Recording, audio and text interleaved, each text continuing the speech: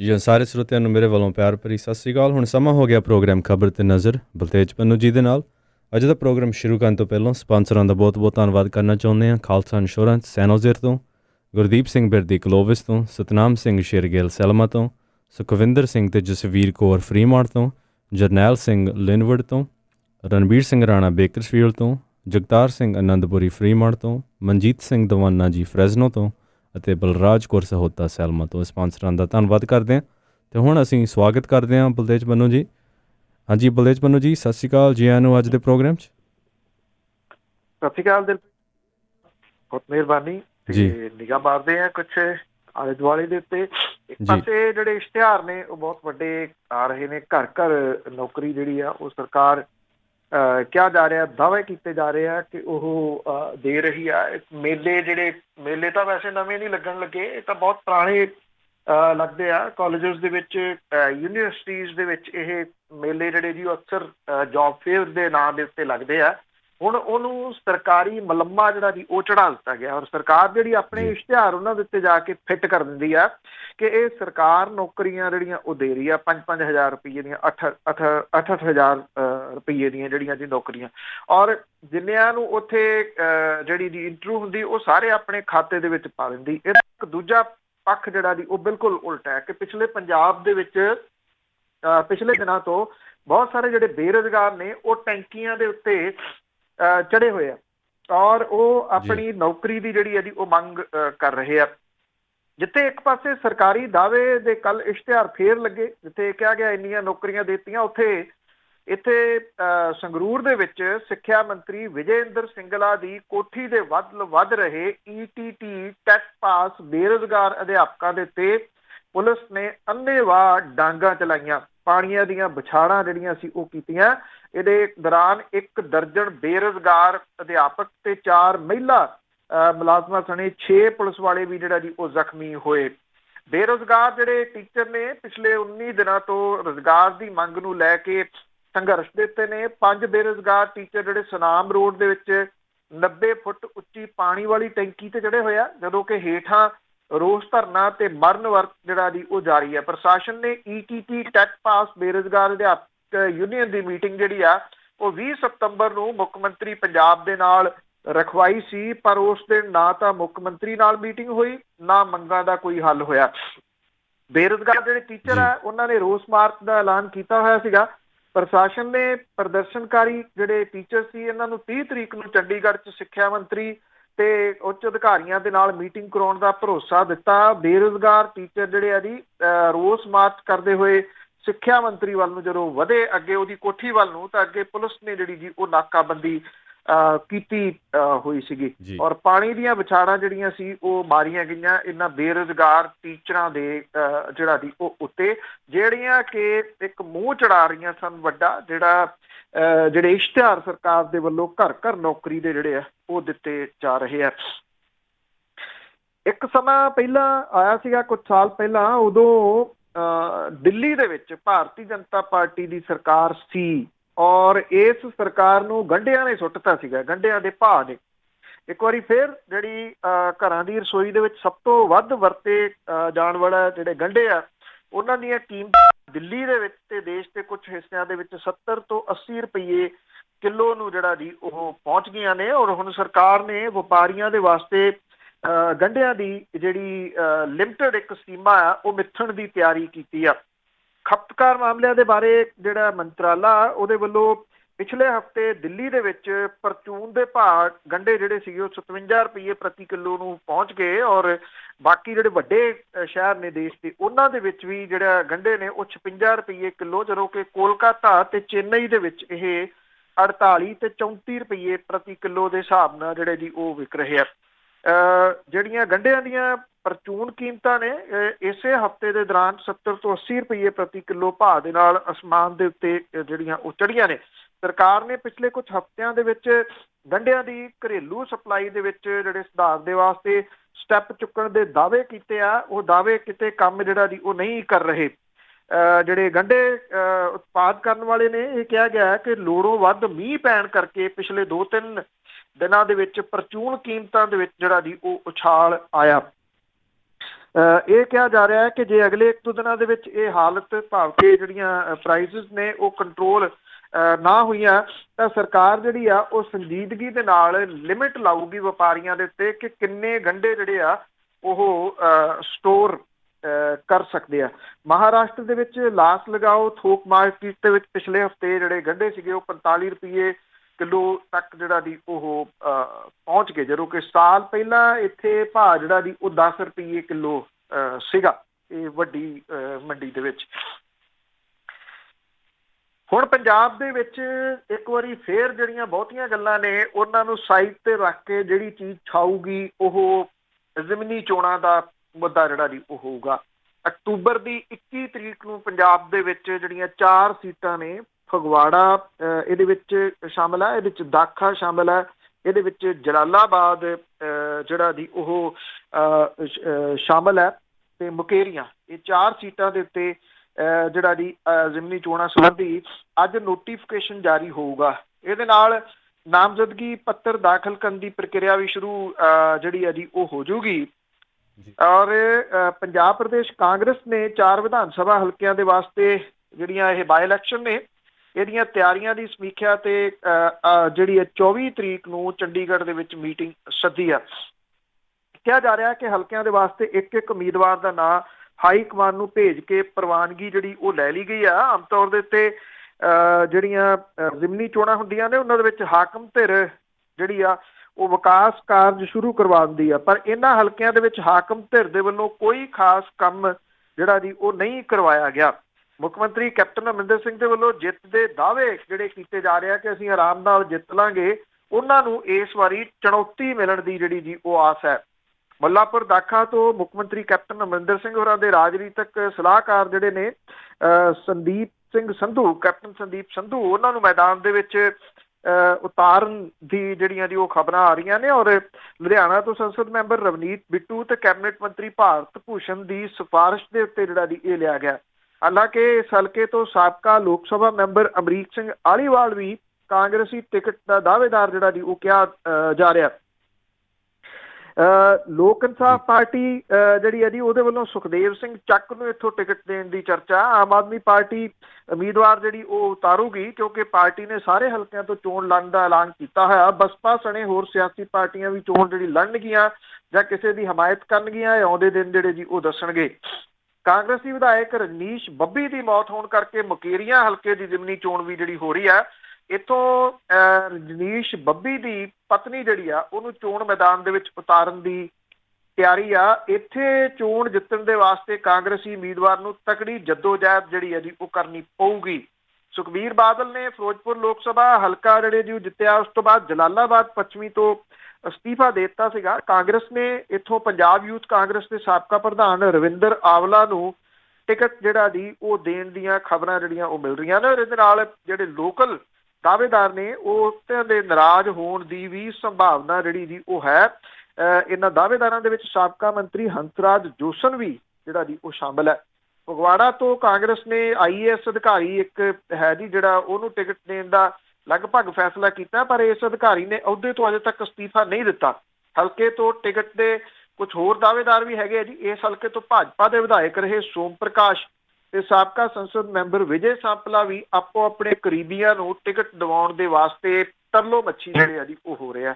ਆਉਂਦੇ ਦਿਨਾਂ ਦੇ ਦੌਰਾਨ ਇੱਕ ਵਾਰੀ ਫਿਰ ਇਹ 4 ਜਿਹੜੀਆਂ ਵਿਧਾਨ ਸਭਾ ਦੀਆਂ ਸੀਟਾਂ ਨੇ ਇਹਨੂੰ ਲੈ ਕੇ ਪੰਜਾਬ ਦਾ ਸਿਆਸੀ ਪਾਰਾ ਜਿਹੜਾ ਜੀ ਉਹ ਚੜੂਗਾ। ਜੇ ਆਪਾਂ ਗੱਲ ਕੀਤੀ ਹੈ ਕਿ ਪੰਜਾਬ ਦੇ ਵਿੱਚ ਜਿਹੜੀਆਂ ਸਿਆਸੀ ਤੌਰ ਦੇ ਉੱਤੇ ਕੁਝ ਇਸ ਤਰ੍ਹਾਂ ਦੀਆਂ ਗੱਲਾਂ ਜਿਹਦੇ ਜਿਹੜਾ ਕਿ ਕੁਝ ਫੈਸਲੇ ਆਉਣੇ ਚਾਹੀਦੇ ਸੀ ਉਹ ਨਹੀਂ ਆਏ, ਇਹਨਾਂ ਦੇ ਵਿੱਚ ਜਿਹੜੀਆਂ ਚਰਚਿਤ ਚੀਜ਼ਾਂ ਨੇ ਉਹਦੇ ਵਿੱਚ ਪੰਜਾਬ ਦੇ ਨਸ਼ੇ ਇੱਕ ਅਹਿਮ ਨੇ।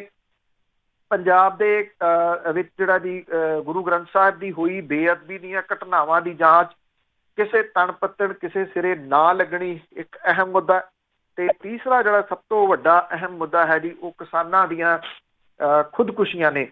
ਖੁਦਕੁਸ਼ੀ ਪੀੜਤ ਜਿਹੜੇ ਕਿਸਾਨ ਪਰਿਵਾਰ ਨੇ ਉਹਨਾਂ ਨੂੰ ਬੈਂਕਾਂ ਦੇ ਵੱਲੋਂ ਕਰਜ਼ਾ ਦੇਣ ਜਾਂ ਕੁਰਕੀ ਲਈ ਤਿਆਰ ਰਹਿਣ ਦੀਆਂ ਚਿੱਠੀਆਂ ਮਿਲ ਰਹੀਆਂ ਨੇ। ਸਰਕਾਰੀ ਵਾਅਦਿਆਂ ਦੇ ਮੁਤਾਬਕ ਆਪਣਾ ਸਮੁੱਚਾ ਕਰਜ਼ਾ ਮਾਫ ਹੋਣ ਦੀ ਉਮੀਦ ਲਾਈ ਬੈਠੇ ਪਰਿਵਾਰ ਇੰਨੀ ਦਿਨੀ ਬੈਂਕਾਂ ਦੇ ਚੱਕਰ ਕੱਢ ਰਿਹਾ। ਪੰਜਾਬ ਸਰਕਾਰ ਨੇ 2.5 ਸਾਲਾਂ ਦੀਆਂ ਪ੍ਰਾਪਤੀਆਂ ਦੇ ਨਾਂ ਤੇ ਵੱਡੇ ਵੱਡੇ ਦਾਅਵੇ ਕੀਤੇ ਆ, ਪਰ ਖੁਦਕੁਸ਼ੀ ਪੀੜਤ ਕਿਸਾਨ ਪਰਿਵਾਰਾਂ ਦੀ ਕਰਜ਼ਾ ਮਾਫੀ ਦੀ ਵਾਰੀ ਨਹੀਂ ਆਈ।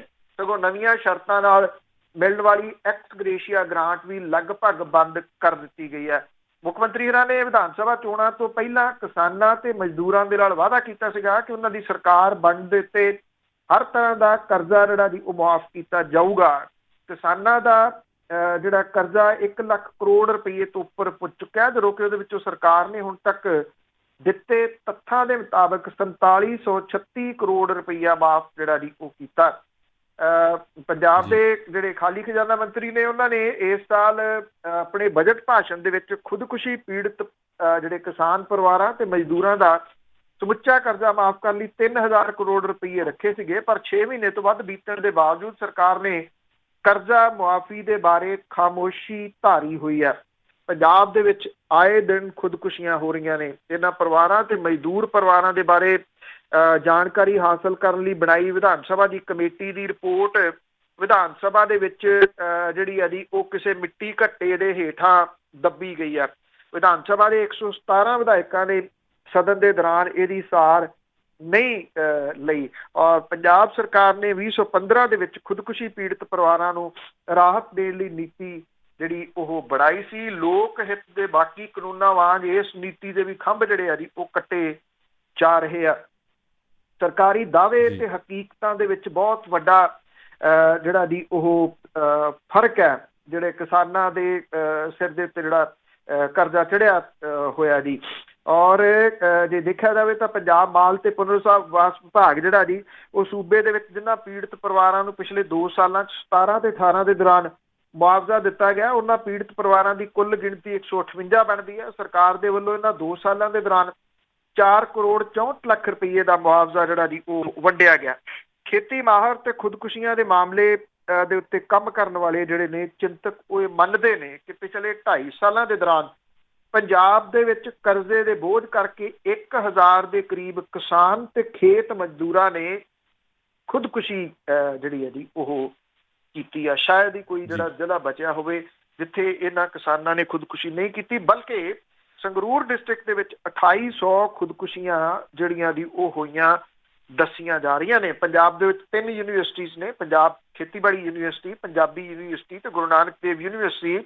ਇਹਨਾਂ ਦੇ ਵੱਲੋਂ ਸਾਲ 2000 ਤੋਂ ਲੈ ਕੇ 15 ਤੱਕ ਦੇ ਸਮੇਂ ਦੇ ਦੌਰਾਨ ਸਮੁੱਚੇ ਪੰਜਾਬ ਦੇ ਅੰਦਰ ਕਰਜ਼ੇ ਕਰਕੇ ਖੁਦਕੁਸ਼ੀਆਂ ਕਰਕੇ ਕਿਸਾਨਾਂ ਤੇ ਖੇਤ ਮਜ਼ਦੂਰਾਂ ਦੀ ਜਿਹੜੀ ਗਿਣਤੀ ਕੀਤੀ ਗਈ ਸੀ ਉਹਦੇ ਮੁਤਾਬਕ 16606 ਕਿਸਾਨਾਂ ਤੇ ਖੇਤ ਮਜ਼ਦੂਰਾਂ ਨੇ ਖੁਦਕੁਸ਼ੀਆਂ ਜਿਹੜੀਆਂ ਉਹ ਕੀਤੀਆਂ ਨੇ ਜੀ।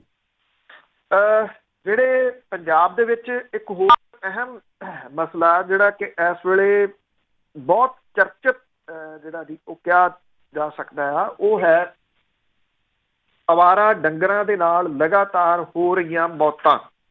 ਇਸ ਮਸਲੇ ਦੇ ਉੱਤੇ ਪਿਛਲੇ ਕੁਝ ਹਫ਼ਤਿਆਂ ਤੋਂ ਜਿਹੜਾ ਉਹ ਲਗਾਤਾਰ ਕਹਿ ਲਓ ਕਿ ਲੋਕਾਂ ਦੇ ਵਿੱਚ ਚੇਤਨਾ ਜਿਹੜੀ ਹੈ ਜੀ ਉਹ ਆਈ ਆ, ਔਰ ਲੋਕ ਥਾਂ ਥਾਂ ਦੇ ਉੱਤੇ ਲੋਕਾਂ ਨੇ ਧਰਨੇ ਦਿੱਤੇ ਆ, ਮੋਮਬੱਤੀ ਮਾਰਚ ਕੱਢੇ ਆ, ਭੁੱਖ ਹੜਤਾਲਾਂ ਕੀਤੀਆਂ ਨੇ, ਬੰਦ ਦੇ ਸੱਦੇ ਜਿਹੜੇ ਦਿੱਤੇ ਆ। ਸਰਕਾਰ ਨੇ ਇਸ ਮਸਲੇ ਦੇ ਉੱਤੇ ਡੱਕਾ ਨਹੀਂ ਤੋੜਿਆ ਜੀ।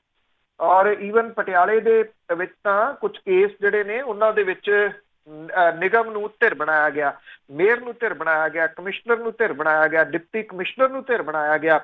ਫਿਰ ਵੀ ਇੱਥੇ ਪਟਿਆਲੇ ਦੇ ਵਿੱਚ ਨਿਗਮ ਨੇ ਇਹ ਐਲਾਨ ਕਰਤਾ ਕਿ 1 ਲੱਖ ਰੁਪਈਆ ਜੇ ਕੋਈ ਅਵਾਰਾ ਡੰਗਰ ਦੇ ਨਾਲ ਮਰਦਾ ਤੇ ਉਹਨੂੰ ਦਿੱਤਾ ਜਾਊਗਾ। ਭਾਵ ਕਿ ਸੜਕਾਂ ਦੇ ਉੱਤੇ ਜਾਣ ਵਾਲੇ ਲੋਕ ਜਿਹੜੇ ਅਥਾਹ ਗਊ ਸੈਸ ਦਿੰਦੇ ਆ ਉਹਨਾਂ ਦੀ ਜਾਨ ਦਾ ਮੁੱਲ 1 ਲੱਖ ਰੁਪਈਆ ਜਿਹੜਾ ਉਹ ਪਾਇਆ ਗਿਆ। ਹੁਣ ਮਾਨਸਾ ਦੇ ਵਿੱਚ ਅਵਾਰਾ ਪਸ਼ੂ ਦੀ ਟੱਕਰ ਦੇ ਨਾਲ ਮਾਰੇ ਗਏ ਜਵਾਰਕੇ ਦੇ ਨੌਜਵਾਨ ਜਿਹੜਾ ਸਨੀ ਸਿੰਘ ਸੀਗਾ, ਉਹਦਾ ਦੂਜੇ ਦਿਨ ਵੀ ਸੰਸਕਾਰ ਲੋਕਾਂ ਨੇ ਨਹੀਂ ਕੀਤਾ ਔਰ ਲੋਕ ਜਿਹੜੇ ਆ ਇਹਦੀ ਜਿਹੜੀ ਮ੍ਰਿਤਕ ਦੇ ਆ ਉਹ ਰੱਖ ਕੇ ਧਰਨਾ ਜਾਰੀ ਜਿਹੜਾ ਦੀ ਉਹ ਰੱਖ ਰਹੇ ਆ। ਜਿਹੜੇ ਸਿਆਸੀ ਧਿਰਾਂ ਨੇ ਖਾਸ ਤੌਰ ਉੱਤੇ ਵਿਰੋਧੀ ਧਿਰਾਂ ਉਹ ਵੀ ਇਹ ਲੋਕਾਂ ਦਾ ਸਾਥ ਇੱਥੇ ਜਿਹੜੀਆਂ ਦੀ ਉਹ ਦੇ ਰਹੇ ਨੇ।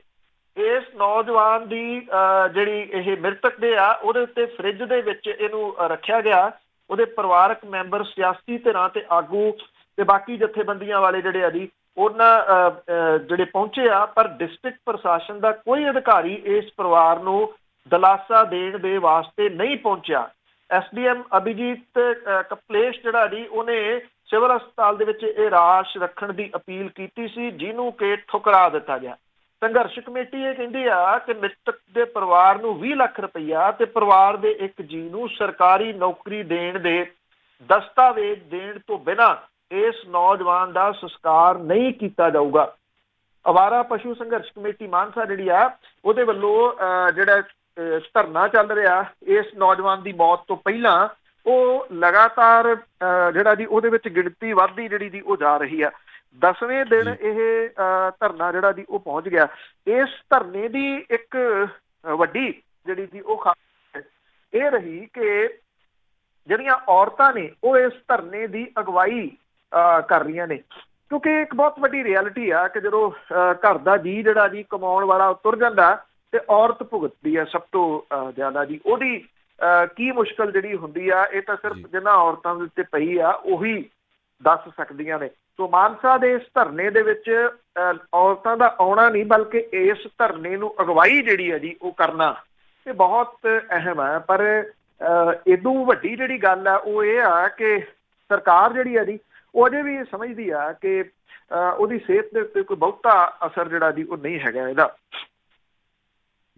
ਇੰਨੀ ਦਿਨੀ ਜਿਹੜੇ ਪੰਜਾਬੀ ਗਾਇਕ ਨੇ ਕੁਛ ਉਹ ਜ਼ਿਆਦਾ ਜਿਹੜੇ ਦੀ ਉਹ ਚਰਚਿਤ ਨੇ, ਕਿਉਂਕਿ ਸਿਆਣੇ ਕਹਿੰਦੇ ਪਹਿਲਾਂ ਤੋਲੋ ਫਿਰ ਬੋਲੋ, ਜਦੋਂ ਬਿਨਾਂ ਤੋਲੇ ਤੋਂ ਬੋਲਦੇ ਹੋ ਤੇ ਫਿਰ ਉਹ ਕਈ ਵਾਰੀ ਮੁਸ਼ਕਲਾਂ ਵੀ ਜਿਹੜੀਆਂ ਉਹ ਖੜੀਆਂ ਕਰ ਦਿੰਦਾ। ਇਸੇ ਤਰੀਕੇ ਦੇ ਨਾਲ ਇੱਕ ਗਾਇਕ ਤਾਂ ਕੈਨੇਡਾ ਦੇ ਵਿੱਚ ਜਿਹੜੇ ਵੀ ਗਏ ਹੋਏ ਨੇ, ਗੁਰਦਾਸ ਮਾਨ ਹੁਰੀ, ਉਹ ਜਿਹੜੀ ਕੰਟਰੋਵਰਸੀ ਉਹਨਾਂ ਨੇ ਭਾਸ਼ਾ ਨੂੰ ਲੈ ਕੇ ਤੇ ਉਦੋਂ ਬਾਅਦ ਜਿਹੜੀ ਭਾਸ਼ਾ ਦੇ ਉੱਤੋਂ ਖਾਂਦੇ ਰਹੇ ਉਸ ਭਾਸ਼ਾ ਨੂੰ ਬਿਲਕੁਲ ਨੀਵੇਂ ਪੱਧਰ ਦੇ ਉੱਤੇ ਜਿਹੜਾ ਦੀ ਬੋਲ ਕੇ ਇਸ ਵੇਲੇ ਉਹ ਘਿਰੇ ਹੋਏ ਆ, ਔਰ ਥਾਂ ਥਾਂ ਦੇ ਉੱਤੇ ਉਹਨਾਂ ਦੀ ਆਲੋਚਨਾ ਜਿਹੜੀ ਆ ਵੱਡੇ ਪੱਧਰ ਦੇ ਉੱਤੇ ਹੋ ਰਹੀ ਆ। ਨਾ ਸਿਰਫ ਵਿਦੇਸ਼ਾਂ ਦੇ ਵਿੱਚ ਬਲਕਿ ਇੱਥੇ ਵੀ ਜਿਹੜੀਆਂ ਜਥੇਬੰਦੀਆਂ ਨੇ ਉਹ ਉਹਨਾਂ ਦਾ ਵਿਰੋਧ ਕਰ ਰਹੀਆਂ ਨੇ। ਉਹਨਾਂ ਦੇ ਵੱਲੋਂ ਵਰਤੀ ਗਈ ਭਾਸ਼ਾ, ਖਾਸ ਤੌਰ ਦੇ ਉੱਤੇ ਜਿਹੜੀ ਗਾਲ ਰੂਪੀ ਜਿਹੜੀ ਭਾਸ਼ਾ ਉਹ ਵਰਤੀ ਗਈ ਆ। ਦੂਜੇ ਪਾਸੇ ਇੱਕ ਹੋਰ ਜਿਹੜਾ ਗਾਇਕ ਆ ਸਿੱਧੂ ਮੂਸੇਵਾਲਾ, ਜੋ ਕੁਛ ਉਹਨੇ ਆਪਣੇ ਗੀਤ ਦੇ ਵਿੱਚ ਮਾਈ ਭਾਗੋ ਹੋਰਾਂ ਦੇ ਬਾਰੇ ਦੇ ਵਿੱਚ ਜਿਹੜਾ ਦੀ ਉਹ ਕਿਹਾ, ਉਹਨੂੰ ਲੈ ਕੇ ਉਹ ਵਾਦ ਵਿਵਾਦ ਦਾ ਇਸ ਵੇਲੇ ਸ਼ਿਕਾਰ ਹੋਇਆ ਪਿਆ। ਇੱਕ ਤਾਂ ਪੁਲਿਸ ਦੇ ਵਿੱਚ ਜਿਹੜਾ ਜੀ ਪਰਚਾ ਪੰਜਾਬੀ ਪ੍ਰੇਮੀਆਂ ਨੇ ਇੱਥੇ ਜਿਹੜਾ ਜੀ ਉਹ ਕਰਵਾਇਆ, ਉਹਨਾਂ ਨੇ ਉਹਦਾ ਘਰ ਵੀ ਘੇਰਨ ਦੀ ਕੋਸ਼ਿਸ਼ ਕੀਤੀ ਸੀਗੀ। ਸ਼੍ਰੋਮਣੀ ਗੁਰਦੁਆਰਾ ਪ੍ਰਬੰਧਕ ਕਮੇਟੀ ਨੇ ਵੀ ਹੁਣ ਸਿੱਖ ਭਾਵਨਾਵਾਂ ਨੂੰ ਠੇਸ ਪਹੁੰਚਾਉਣ ਦੇ ਮਾਮਲੇ ਦੇ ਵਿੱਚ ਸਿੱਧੂ ਮੂਸੇਵਾਲੇ ਦੇ ਖਿਲਾਫ ਸ਼ਿਕਾਇਤ ਜਿਹੜੀ ਹੈ ਉਹ ਦਰਜ ਕਰਵਾਈ ਗਈ ਆ। ਸ਼੍ਰੋਮਣੀ ਕਮੇਟੀ ਦੇ ਮੁੱਖ ਸਕੱਤਰ ਨੇ ਕਿਹਾ ਕਿ ਇਸ ਗਾਇਕ ਨੇ ਸਿੱਖ ਇਤਿਹਾਸ ਦੀ ਇੱਕ ਸ਼ਖਸੀਅਤ ਜਿਹੜੀ ਆ ਮਾਈ ਭਾਗੋ ਹੋਰਾਂ ਦੀ ਤੋਹੀਨ ਕੀਤੇ ਜਾਣ ਤੋਂ ਬਾਅਦ ਜਿਹੜੀ ਇਹਦੀ ਰੋਸ ਦੀ ਲਹਿਰ ਪੈਦਾ ਜਿਹੜੀ ਉਹ ਕੀਤੀ ਆ। ਔਰ ਇਹ ਕਿਹਾ ਗਿਆ ਕਿ ਸ਼੍ਰੋਮਣੀ ਕਮੇਟੀ ਦੇ ਪ੍ਰਧਾਨ ਦੇ ਨਿਰਦੇਸ਼ ਦੇ ਉੱਤੇ ਅੰਮ੍ਰਿਤਸਰ ਦੇ ਪੁਲਿਸ ਕਮਿਸ਼ਨਰ ਦੇ ਕੋਲੇ ਸ਼ਿਕਾਇਤ ਜਿਹੜੀ ਆ ਜੀ ਉਹ ਕੀਤੀ ਗਈ ਆ। ਇਹ ਵੀ ਕਿਹਾ ਗਿਆ ਕਿ ਇਸ ਗਾਇਕ ਦਾ ਕਸੂਰ ਮੁਆਫੀਯੋਗ ਨਹੀਂ ਆ, ਇਹਨੂੰ ਸਜ਼ਾ ਜਿਹੜੀ ਆ ਉਹ ਮਿਲਣੀ ਚਾਹੀਦੀ ਹੈ। ਇਹ ਵੀ ਕਿਹਾ ਗਿਆ ਕਿ ਜਿਹੜੀ ਇਹਦੇ ਵੱਲੋਂ ਜਿਹੜੀ ਜੀ ਗੁਰਦਾਸ ਮਾਨ ਨੂੰ ਵੀ ਇਹ ਗੱਲ ਆਖੀ ਗਈ ਹੈ ਸ਼੍ਰੋਮਣੀ ਗੁਰਦੁਆਰਾ ਪ੍ਰਬੰਧਕ ਕਮੇਟੀ ਦੇ ਵੱਲੋਂ ਕਿ ਉਹਨੇ ਮਾਂ ਬੋਲੀ ਨੂੰ ਨੀਵਾਂ ਵਿਖਾਉਣ ਦੀ ਕੋਸ਼ਿਸ਼ ਕੀਤੀ ਆ ਤੇ ਉਹਨੂੰ ਆਪਣੀ ਗਲਤੀ ਲਈ ਤੁਰੰਤ ਮੁਆਫੀ ਜਿਹੜੀ ਆ ਉਹ ਮੰਗਣੀ ਚਾਹੀਦੀ ਆ। ਇਹ ਵੀ ਜਿਹੜਾ ਦੀ ਸ਼੍ਰੋਮਣੀ ਗੁਰਦੁਆਰਾ ਪ੍ਰਬੰਧਕ ਕਮੇਟੀ ਕਹਿ ਰਹੀ ਆ ਕਿ ਜਿਹੜੇ ਇੰਗਲਿਸ਼ ਦੇ ਵਿੱਚ ਸਾਈਨ ਲੱਗੇ ਆ ਉਹ ਗਲਤ ਨੇ, ਪਰ ਸ਼੍ਰੋਮਣੀ ਗੁਰਦੁਆਰਾ ਪ੍ਰਬੰਧਕ ਕਮੇਟੀ ਤੋਂ ਜਿਹੜੇ ਕੁਹਾਰ ਰਹੇ ਆ ਇਸ ਵੇਲੇ, ਉਹਨਾਂ ਨੇ ਪੰਜਾਬੀ ਬੋਲੀ ਦੇ ਵਾਸਤੇ 10 ਸਾਲ ਦੀ ਸਰਕਾਰ ਦੇ ਦੌਰਾਨ ਕੀ ਕੀਤਾ, ਇਹ ਕੋਈ ਦੱਸਣ ਦੀ ਖੇਚਲ ਜਿਹੜੀ ਆ ਉਹ ਨਹੀਂ ਕਰ ਰਿਹਾ ਜੀ। ਤੇ ਜਾਂਦੇ ਜਾਂਦੇ ਜਿਹੜਾ ਇੱਕ ਵੱਡਾ ਮੋਰਚਾ ਇੱਥੇ ਪਟਿਆਲੇ ਦੇ ਵਿੱਚ ਲੱਗਿਆ, ਧਨੇਰ ਮਾਮਲਾ ਜਿਹੜਾ ਜੀ, ਮਨਜੀਤ ਧਨੇਰ ਨੂੰ ਹੋਈ ਉਮਰ ਕੈਦ ਦੀ ਸਜ਼ਾ ਜਿਹੜੀ ਆ ਉਹ ਰੱਦ ਕਰਾਉਣ ਲਈ ਕਿਸਾਨਾਂ ਤੇ ਹੋਰ ਧਿਰਾਂ ਦੇ ਵੱਲੋਂ ਮਹਿਮਦਪੁਰ ਮੰਡੀ ਆ ਜਿੱਥੇ ਪੱਕਾ ਮੋਰਚਾ ਲਾਇਆ ਗਿਆ, ਇਹ ਲਗਾਤਾਰ ਜਾਰੀ ਆ। ਇਹਨਾਂ ਨੇ ਮੁੱਖ ਮੰਤਰੀ ਦੇ ਘਰ ਵੱਲ ਨੂੰ ਜਿਹੜਾ ਰੋਸ ਮਾਰਚ ਕਰਨਾ ਸੀਗਾ ਕੱਲ, ਪਰ ਮੁੱਖ ਮੰਤਰੀ ਦੇ ਪ੍ਰਮੁੱਖ ਸਕੱਤਰ ਦੇ ਨਾਲ ਜਿਹੜਾ 26 ਤਰੀਕ ਨੂੰ ਇਹਨਾਂ ਦੀ ਮੀਟਿੰਗ ਜਿਹੜੀ ਆ ਉਹ ਸੈੱਟ ਹੋਣ ਕਰਕੇ ਇਹਨੂੰ ਮੁਲਤਵੀ ਕਰ ਦਿੱਤਾ ਗਿਆ। ਕੱਲ ਪੁਲਿਸ ਦੇ ਵੱਲੋਂ ਵੱਡੀ ਗਿਣਤੀ ਦੇ ਵਿੱਚ ਪ੍ਰਬੰਧ ਜਿਹੜੇ ਸੀ ਇੱਥੇ ਪਟਿਆਲੇ ਦੇ ਵਿੱਚ ਕੀਤੇ ਗਏ ਸੀ। ਪਟਿਆਲੇ ਦੇ ਚੁਫੇਰੇ ਜਿਹੜਾ ਦੀ ਉਹ ਪੁਲਿਸ ਦੇ ਵੱਲੋਂ ਵੱਡੀ ਨਫਰੀ ਜਿਹੜੀ ਸੀਗੀ, ਵੱਡੀ ਗਿਣਤੀ ਜਿਹੜੀ ਸੀਗੀ ਉਹ ਪੁਲਿਸ ਦੀ ਲਾਈ ਗਈ ਔਰ 4 ਚੁਫੇਰੇ ਰੋਕਾਂ ਜਿਹੜੀਆਂ ਉਹ ਖੜੀਆਂ ਕੀਤੀਆਂ ਗਈਆਂ। ਪਰ ਆਗੂਆਂ ਦੇ ਨਾਲ ਹੋਈ ਜਿਹੜੀ ਗੱਲਬਾਤ ਸੀ ਉਹਨਾਂ ਨੇ ਇਹ ਪੋਸਟਪੋਨ ਜਿਹੜਾ ਦੀ ਉਹ ਕਰ ਦਿੱਤਾ, ਕਿਉਂਕਿ 26 ਨੂੰ ਹੁਣ ਉਹਨਾਂ ਦੀ ਮੀਟਿੰਗ ਹੈ।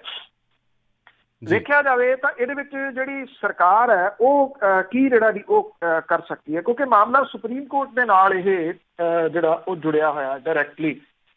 ਪਟਿਆਲਾ ਭਵਾਨੀਗੜ੍ਹ ਸੜਕ ਜਿਹੜੀ ਸੀ ਉਹ ਪਹਿਲੇ ਦਿਨ ਬੰਦ ਰਹੀ, ਪਰ ਜਿਹੜੇ ਕਿਸਾਨ ਸੀਗੇ ਉਹਨਾਂ ਨੇ ਇਹ ਉਹਨੂੰ ਤਾਂ ਖਾਲੀ ਜਿਹੜਾ ਦੀ ਉਹ ਕਰ ਦਿੱਤਾ। ਉੱਥੇ ਮੰਡੀ ਜਿਹੜੀ ਮਹਿਮਦਪੁਰ ਹੈ ਉੱਥੇ ਆਪਣਾ ਮੋਰਚਾ ਜਿਹੜਾ ਸੀਗਾ ਉਹ ਲਾ ਲਿਆ।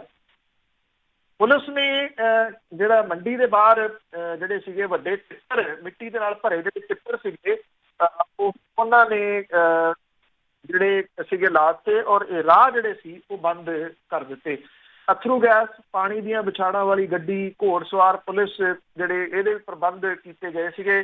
ਪੁਲਿਸ ਦੇ ਨਾਲ ਕਮਾਂਡੋ ਵੀ ਜਿਹੜੇ ਲਾਏ ਗਏ ਸੀਗੇ ਔਰ ਜਿਹੜੀਆਂ ਔਰਤਾਂ ਦੀ ਵੱਡੀ ਗਿਣਤੀ ਵੀ ਹੋਣ ਕਰਕੇ ਮਹਿਲਾ ਪੁਲਿਸ ਜਿਹੜੇ ਸੀਗੇ ਆਫੀਸਰ ਉਹ ਵੀ ਇੱਥੇ ਲਾਏ ਗਏ। ਜਿਹੜਾ ਮਨਜੀਤ ਧਨੇਰ ਆ ਉਹਨੇ ਵੀ ਸੰਬੋਧਨ ਜਿਹੜਾ ਦੀ ਉਹ ਕੀਤਾ। ਉਹਦਾ ਇਹ ਕਹਿਣਾ ਸੀਗਾ ਉਹ ਹਮੇਸ਼ਾ ਲੋਕਾਂ ਲਈ ਲੜਿਆ ਔਰ ਆਪਣੀ ਸਜ਼ਾ ਬਾਰੇ ਉਹਦਾ ਤਰਕ ਇਹ ਸੀਗਾ ਕਿ ਲੋਕਾਂ ਦਾ ਜਿਹੜਾ ਵੀ ਫੈਸਲਾ ਹੋਊਗਾ ਉਹ ਉਹਦੇ ਉੱਤੇ ਫੁੱਲ ਜਿਹੜਾ ਜੀ ਉਹ ਚੜਾਉਣਗੇ। ਮਨਜੀਤ ਧਨੇਰ ਦੇ ਖਿਲਾਫ ਬਰਨਾਲਾ ਦੇ ਵਿੱਚ ਦਰਜ ਕੇਸ ਜਿਹੜਾ ਇਹਦਾ ਪਿਛੋਕੜ ਹੁਣ ਦੱਸ ਦਈਏ ਕਿ 3 ਮਾਰਚ 2001 ਨੂੰ ਜਿਹੜਾ ਕਿ ਦਲੀਪ ਸਿੰਘ ਦੇ ਨਾਲ ਸੰਬੰਧਿਤ ਹੈ। ਧਨੇਰ ਤੇ ਹਮਾਇਤੀ ਇਹ ਤਰਕ ਦਿੰਦੇ ਆ ਕਿ ਧਨੇਰ ਨੂੰ ਝੂਠਾ ਫਸਾਇਆ ਗਿਆ ਕਿਉਂਕਿ ਦਲੀਪ ਸਿੰਘ ਕਿਰਨਜੀਤ ਕਾਂਡ ਦੇ ਨਾਲ ਸੰਬੰਧਿਤ ਮੁਲਜ਼ਮਾਂ ਦਾ ਪਰਿਵਾਰਕ ਮੈਂਬਰ ਸੀ, ਜਿਨ੍ਹਾਂ ਨੂੰ ਸਜ਼ਾ ਦਿਵਾਉਣ ਦੇ ਵਿੱਚ ਧਨੇਰ ਨੇ ਮੋਹਰੀ ਭੂਮਿਕਾ ਜਿਹੜੀ ਹੈ ਜੀ ਉਹ ਨਿਭਾਈ ਸੀ। ਧਨੇਰ ਸਣੇ 3 ਜਣਿਆਂ ਨੂੰ ਬਰਨਾਲੇ ਦੀ ਅਦਾਲਤ ਨੇ ਮਈ 2005 ਦੇ ਵਿੱਚ ਉਮਰ ਕੈਦ ਦੀ ਸਜ਼ਾ ਜਿਹੜੀ ਉਹ ਸੁਣਾਈ ਸੀਗੀ। ਬਾਅਦ ਦੇ ਵਿੱਚ ਰਾਜਪਾਲ ਨੇ ਇਹ ਸਜ਼ਾ ਮੁਆਫ ਕਰ ਦਿੱਤੀ, ਪਰ ਜਿਹੜੀ ਸੀ ਸੁਪਰੀਮ ਕੋਰਟ ਨੇ ਇਹ ਸਜ਼ਾ ਜਿਹੜੀ ਸੀ ਉਹ ਬਰਕਰਾਰ ਰੱਖੀ। ਜਿੱਥੋਂ ਇਹ ਸਾਰਾ ਜਿਹੜਾ ਜੀ ਉਹ ਵਾਦ ਵਿਵਾਦ ਸ਼ੁਰੂ ਹੋਇਆ। ਦੇਖਣਾ ਇਹ ਹੋਊਗਾ ਕਿ ਇਹ ਜਿਹੜਾ ਪੱਕਾ ਮੋਰਚਾ ਜਿਹੜਾ ਉਹ ਲੱਗ ਗਿਆ। ਸੁਪਰੀਮ ਕੋਰਟ ਦੇ ਮਾਮਲੇ ਦੇ ਵਿੱਚ ਸਰਕਾਰ ਕਿਵੇਂ, ਪੰਜਾਬ ਸਰਕਾਰ ਜਿਹੜੀ ਹੈ ਜੀ ਉਹ ਕਿਵੇਂ ਦਖਲ ਅੰਦਾਜ਼ੀ ਕਰੂਗੀ, ਇਹ ਬਹੁਤ ਵੱਡਾ ਜਿਹੜਾ ਜੀ ਉਸ ਕਿਉਂਕਿ ਇਹ ਕੰਟੈਂਪਟ ਆਫ ਕੋਰਟ ਵਾਲੇ ਮਾਮਲੇ ਵੱਲ ਨੂੰ, ਉਸ ਪਾਸੇ ਵੱਲ ਨੂੰ ਵੀ ਕਹਾਣੀ ਜਾ ਸਕਦੀ ਜੀ। ਬਹੁਤ ਮਿਹਰਬਾਨੀ, ਧੰਨਵਾਦ, ਬਹੁਤ ਬਹੁਤ ਧੰਨਵਾਦ ਬਲਦੇਜ ਪੰਨੂ ਜੀ। Thank you very much. ਸਤਿ ਸ਼੍ਰੀ ਅਕਾਲ। ਸਤਿ ਸ਼੍ਰੀ ਅਕਾਲ ਜੀ। ਇਹ ਸਨ ਬਲਦੇਜ ਪੰਨੂ ਜੀ। ਅੱਜ ਦੇ ਪ੍ਰੋਗਰਾਮ 'ਚ ਖਬਰ ਤੇ ਨਜ਼ਰ ਇੱਦਾਂ ਹੀ ਅਸੀਂ ਇਜਾਜ਼ਤ ਲੈਂਦੇ ਹਾਂ, ਕੱਲ੍ਹ ਨੂੰ ਮਿਲਦੇ ਹਾਂ।